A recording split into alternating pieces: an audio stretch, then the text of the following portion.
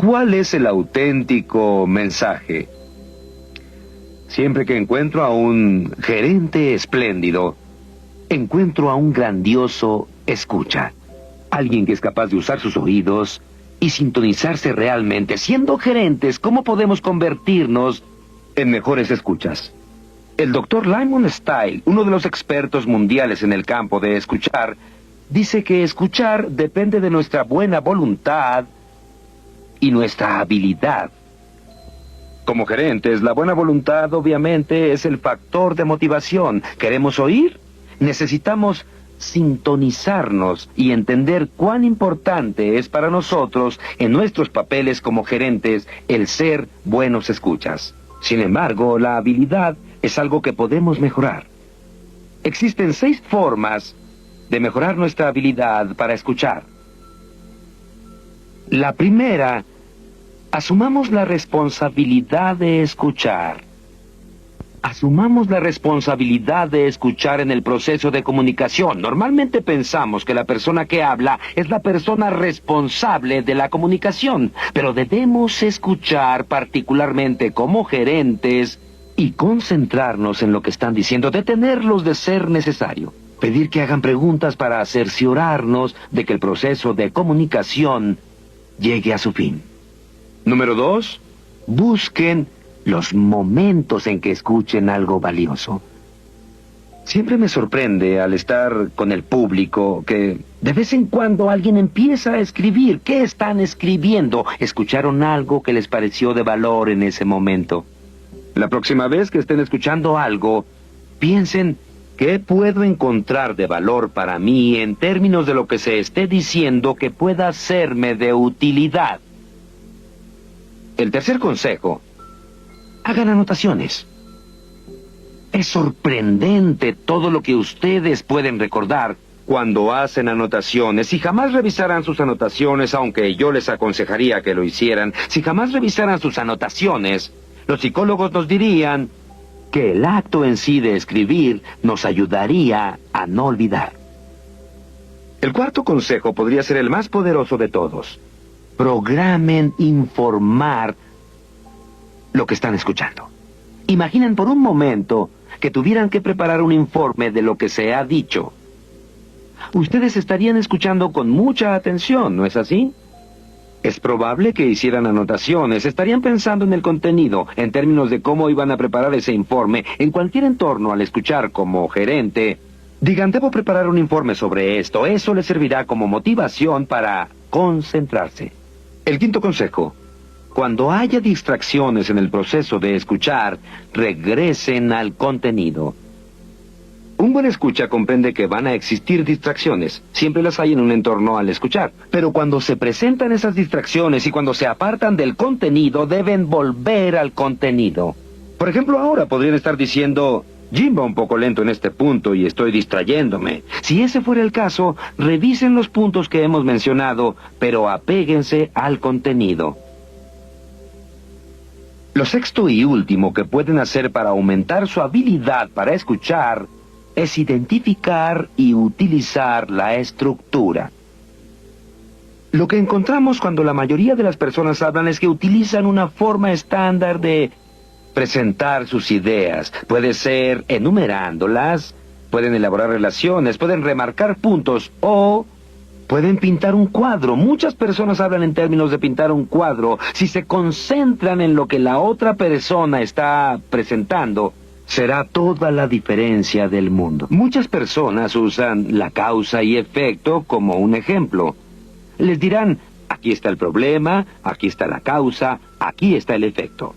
Intenten concentrarse en la estructura que el otro individuo está usando. Ustedes saben que el Señor nos dio 2 oídos y una boca. Como gerentes, si queremos ser efectivos, debemos utilizarlos en la misma proporción. Los desafío a concentrarse en las habilidades para escuchar. Pero existe otra forma de escuchar, además de utilizar nuestro oído. Podemos usar nuestros ojos, porque el lenguaje corporal se convierte en un medio extremadamente importante para entender lo que la otra persona está pensando o sintiendo. Lo más interesante es que leemos el lenguaje corporal mejor de lo que imaginamos. Al observar esta imagen, ¿cómo marcha esta discusión en particular? ¿Cómo ven a las personas al extremo derecho de la página? Pueden identificarlas de inmediato. Se sienten confiadas, se sienten bien, ¿no es así? Lo observamos en la ciencia del lenguaje corporal. Y lo interesante es que no estamos viendo movimiento, solo observamos sus posiciones. Y gran parte del lenguaje corporal depende del movimiento. Observen el extremo izquierdo. Esas personas enfrentan problemas, no hay duda al respecto, y ustedes lo comprendieron rápidamente. ¿Se dan cuenta todo lo que saben sobre el lenguaje corporal? Es algo importante. Albert Moribian realizó un estudio recientemente y descubrió que había 3 elementos que determinaban la comunicación cara a cara. En primer lugar, las palabras que se seleccionan. En segundo lugar, la forma en que esas palabras se pronuncian, la calidad verbal de las cosas, las pausas, los tonos, la inflexión. Existe una enorme diferencia entre el primero y el segundo. Les daré un ejemplo. Yo podría decir, yo no dije, Butch se robó el dinero. Yo podría decirlo de formas muy diversas. Yo no dije que Butch se robó el dinero. Yo no dije que Butch se robó el dinero. Yo no dije que Butch se robó el dinero. 4 formas distintas. 4 significados totalmente distintos basándose en la forma en que se pronunciaron las mismas palabras. Como gerentes, necesitamos analizar la forma en que nos comunicamos, basándonos en lo que decimos. La tercera forma de comunicarnos de persona a persona es a través del lenguaje corporal. Si hubieran dado un porcentaje a cada una de estas, y es lo que el estudio trató de averiguar, ¿qué parte de la comunicación persona a persona fue transmitida por cada uno de estos elementos? Quisiera saber lo que anotaron. Es muy interesante encontrar que el 7% fue para las palabras que elegimos. El 38% para la forma en que se pronunciaron esas palabras. Y el 55% para lo que el individuo estaba haciendo con su cuerpo mientras lo decía.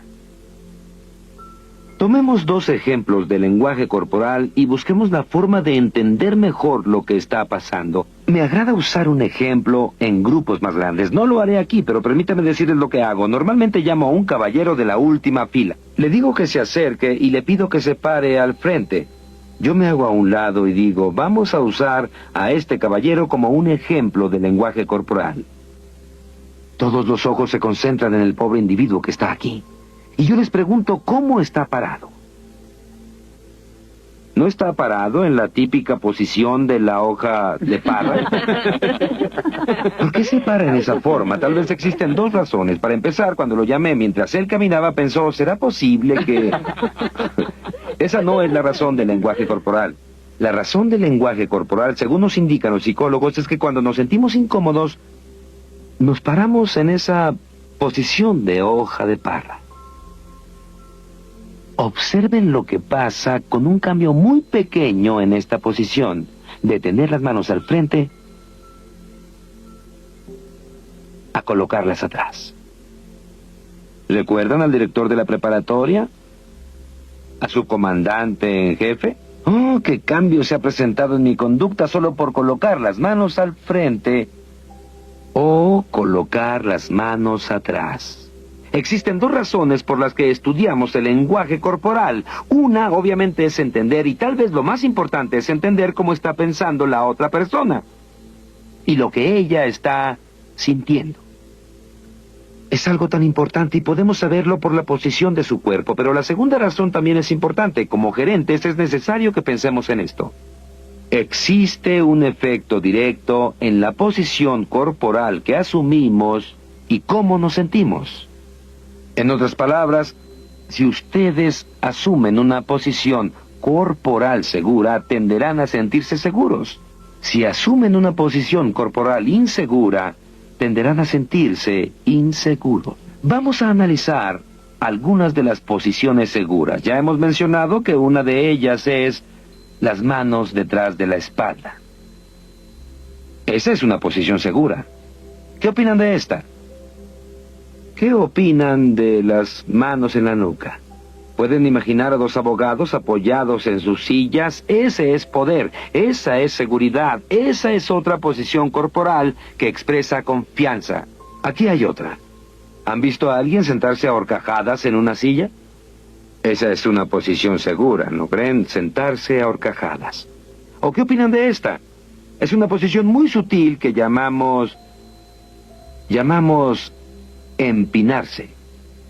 Y en tanto más grande y más alto se empinen, mayor seguridad habrá. No me agradaría estar al otro lado de la mesa negociando, por ejemplo, con alguien que está empinándose. ¿Qué está diciendo? Yo sé algo que tú ignoras. Hay una enorme cantidad de seguridad ahí. Existe otra, es el ademán de posesión. Pueden ver a alguien que coloca el brazo sobre los hombros de otro. Ese es un ademán de posesión. O tal vez una mano sobre la mesa, o un pie sobre una silla. O en un auto. Cualquier ademán de posesión es un ademán de confianza. Otra demostración de seguridad es lo que llamamos la demostración de los pulgares. Es otro ademán de seguridad.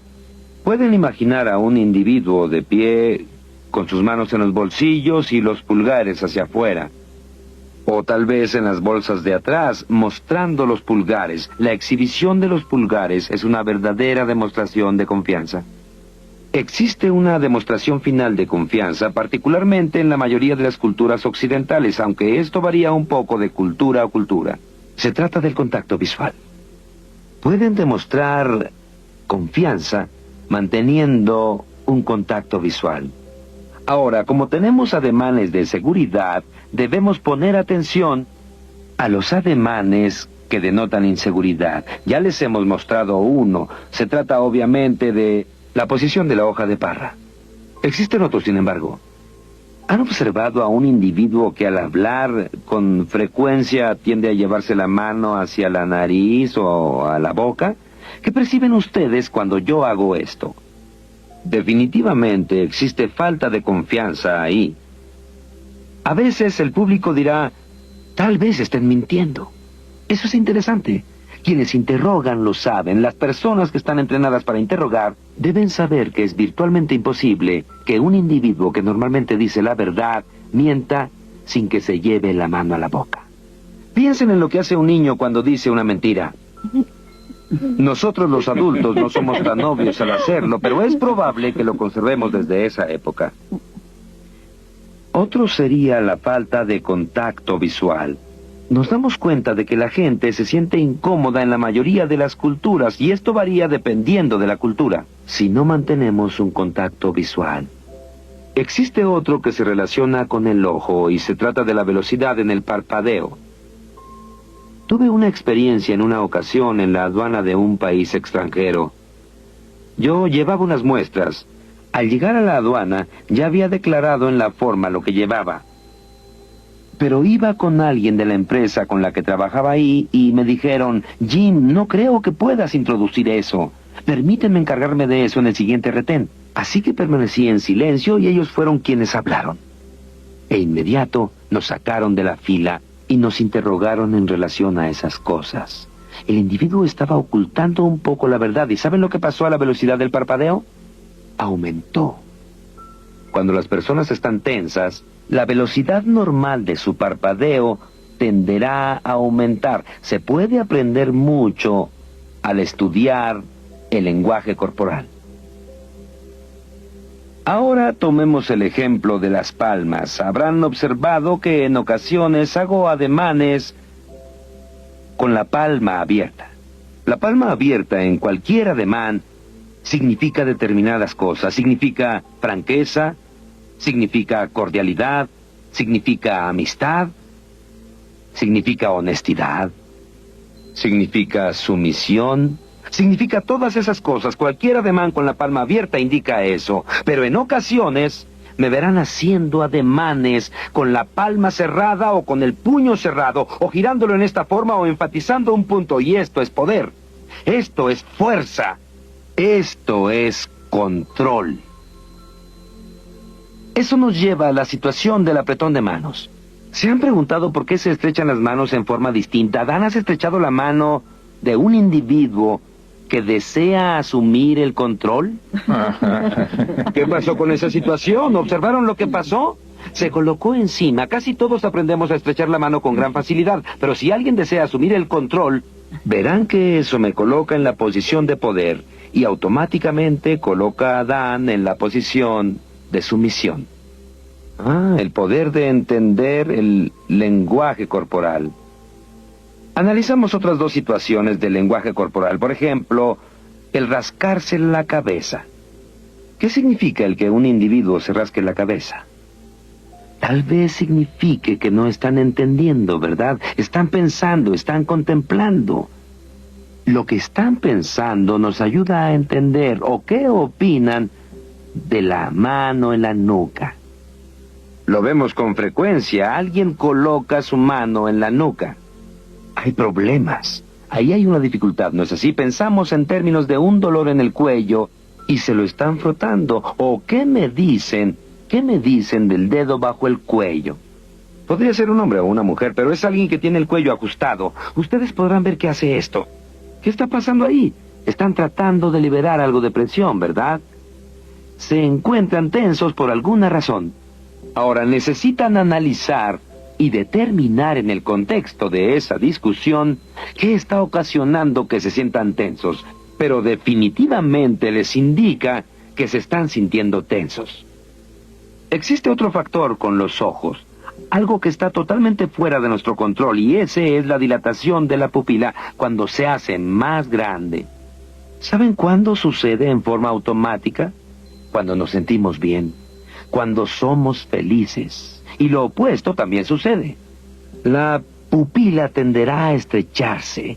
Se hará más pequeña. Si están cerca de un individuo y están enfadados o están molestos, la pupila automáticamente se hará más pequeña y no hay forma de controlarlo. Es probablemente una de las razones por las que cuando se juega a las cartas o cuando se apuesta, ¿qué usan las personas?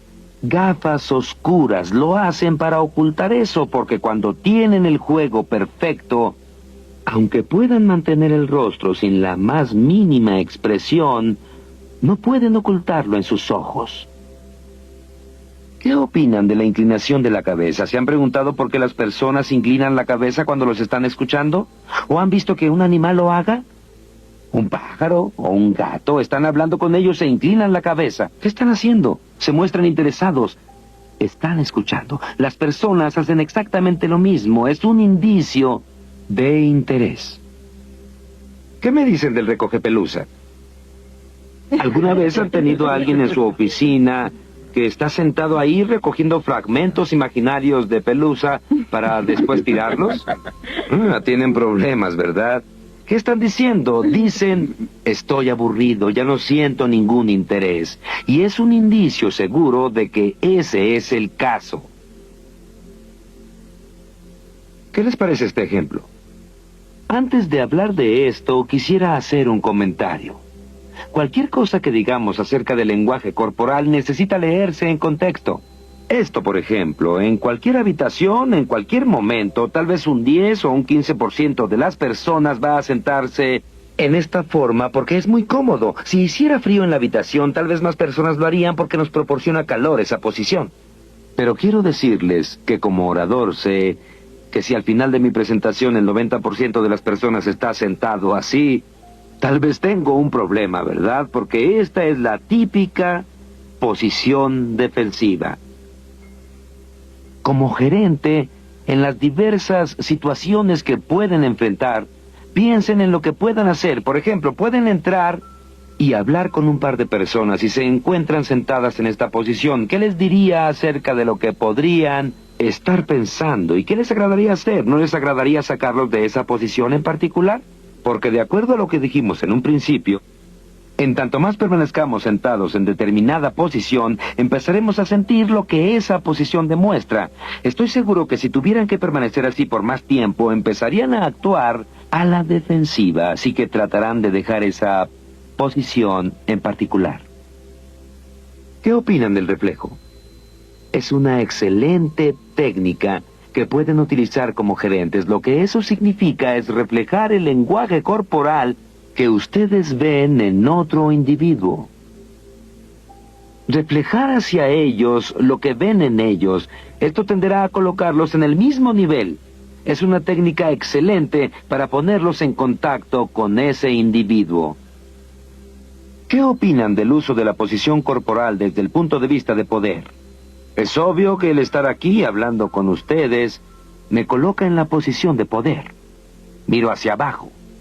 Si deseo que se sientan cómodos, en especial si hablo con ustedes individualmente, simplemente tendré que colocarme en esta posición y obviamente el hecho de que me coloque un poco más abajo los hará sentirse cómodos. Y la situación es más relajada, ¿no es así? Es verdad. ¿Qué pasa en su oficina cuando atienden a las personas? Este es un ambiente de oficinas. Butch, ¿podríamos utilizarte como ejemplo? Imaginemos que esta es mi oficina y vas a ocupar la silla que he colocado aquí en la oficina y yo voy a ocupar esta silla. Ahora, obviamente, es el ambiente más formal que puede existir. Butch se encuentra muy alejado. Yo ocupo la posición de poder aquí.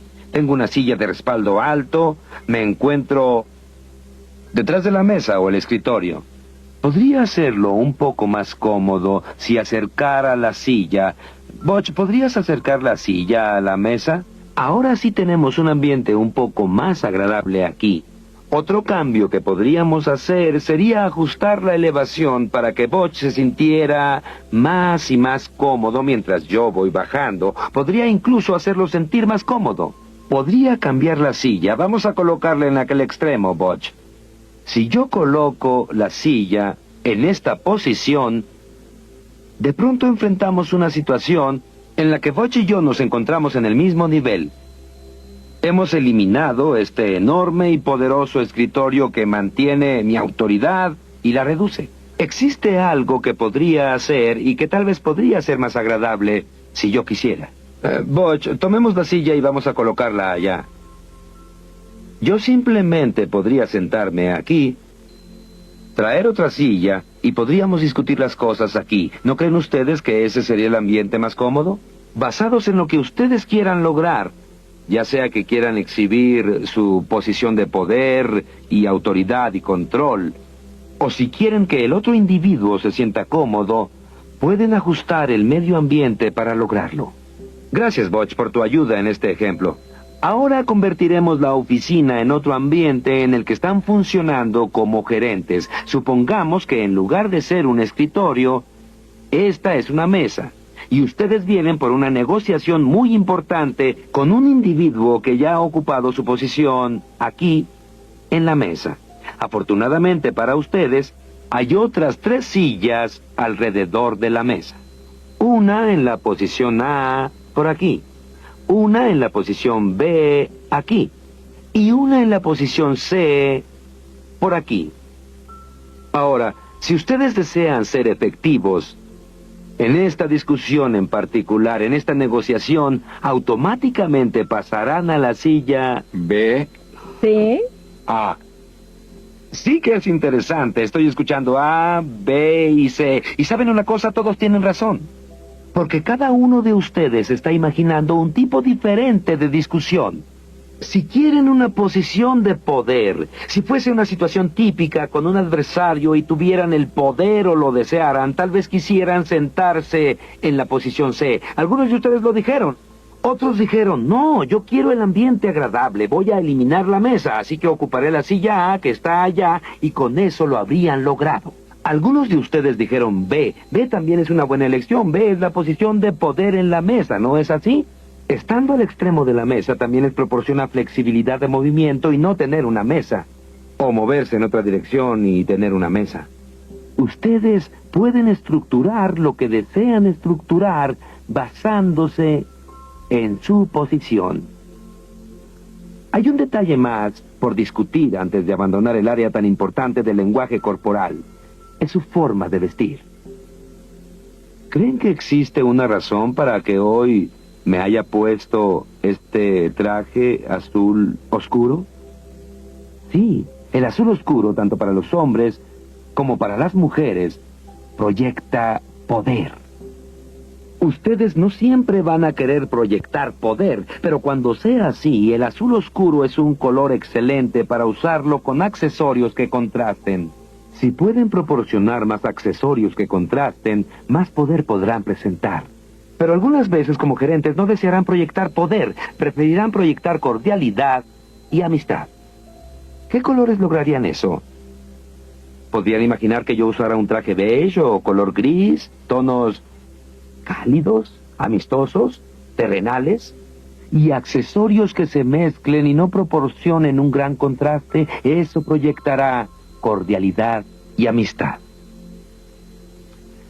Si desean ser un mejor gerente, los desafío a que escuchen tanto con sus oídos y con sus ojos.